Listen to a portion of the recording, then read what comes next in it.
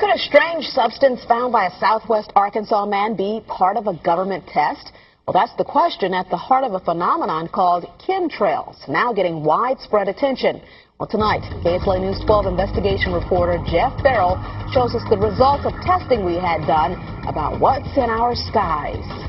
It seemed like some mornings it was just crisscrossing the whole sky. It was just like a giant checkerboard. Bill Nichols snapped several photos of the strange clouds from his home in Stamps, Arkansas. They begin as normal contrails from a jet engine, but do not fade away like a normal contrail. Soon after, he saw particles in the air. You know, because we'd see it drop to the ground in a haze. Nichols then noticed the material collecting on the ground. This is water and stuff that I collected in bowls. I had it set out in my backyard on my dad's pickup truck. KSLA News 12 had the sample tested at a lab. The results?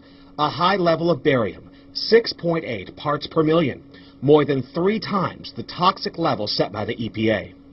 Armed with these lab results about the high levels of barium found in our sample, we decided to contact the Louisiana Department of Environmental Quality.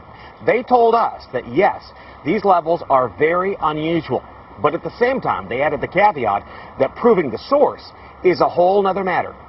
Barium is a hallmark of other chemtrail testing, which even attracted attention from a Los Angeles TV station. There's already no shortage of unclassified weather modification programs by the government. But those who fear chemtrails could be secret biological or chemical testing on the public point to the 1977 Senate hearings in particular, which confirmed 239 populated areas had been contaminated with biological agents between 1949 and 1969.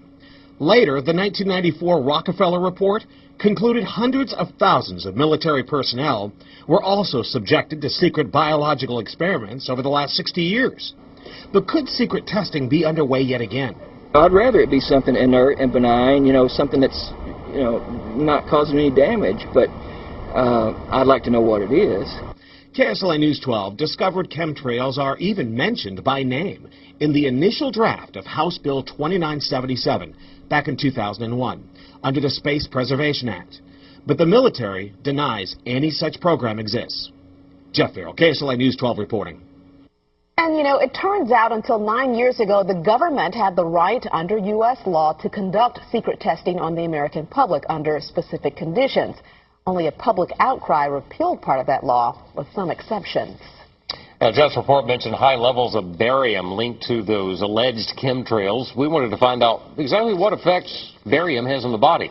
We spoke with Mark Ryan, the director of the Poison Control Center. Ryan tells KSLA News 12 that short-term exposure can lead to anything from stomach to chest pains. Long-term exposure causes blood pressure problems. Ryan addressed concerns by chemtrail researchers that barium could be meant to wear down a person's immune system.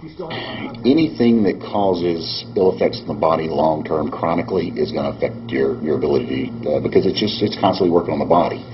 So from that aspect, yeah, that's a potential. Ryan says he's conducted research on his own about secret government testing on the public, but he's still a bit skeptical about the alleged chemtrails, at least at the moment, because the Poison Control Center has seen no calls about exposure to barium.